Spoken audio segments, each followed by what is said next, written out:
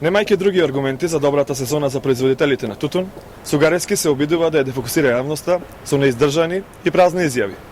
Прилепските тутунари очекуваат дека тој како пратеник ќе помогне во расветлувањето на криминалот од претходното раководство, назначено од Социјалдемократскиот сојуз, а составено од блиски пријатели и соработници на Бранко Црвенковски.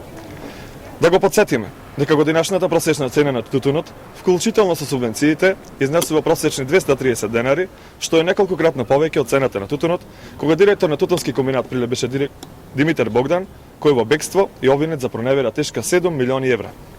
Во времето на СДСМ, субвенцијата беше мислена именка за сметка на денешната реално исплатена цена од 60 денари по килограм. За прв пат годинава се склучени договори за извоз на цигари, а донесени се машини од кинески производители. Се со цел цигарите произведени во Тутунскиот комбинат Прилеп да бидат извезувани на кинескиот пазар. Сугарески. Тутунски комбинат не им наплаќа на кооперантите за изнаемувањето на нивите.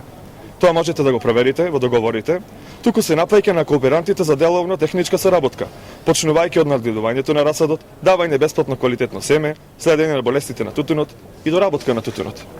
Владата на ВМРО ДПМН отпиша 60 милиони евра долгови направени за време на владењето на СДСМ. Денес придонесите се плаќаат навремено и нема каснење на личните доходи. Долговите се направени поради лошите кредити, земени од банките блиски на Социјалдемократскиот сојуз и изгубени од пласман на цигарите. Сугарески. Денес немаше да имаме вакви проблеми, доколку во 1995 година успеевте да го продадете Тутунскиот комбинат на Филип Морис или БАТ, фирми лидери од тутунската индустрија. Но не е касно за помош.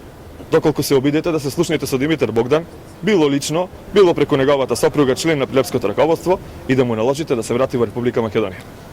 Ви благодарам.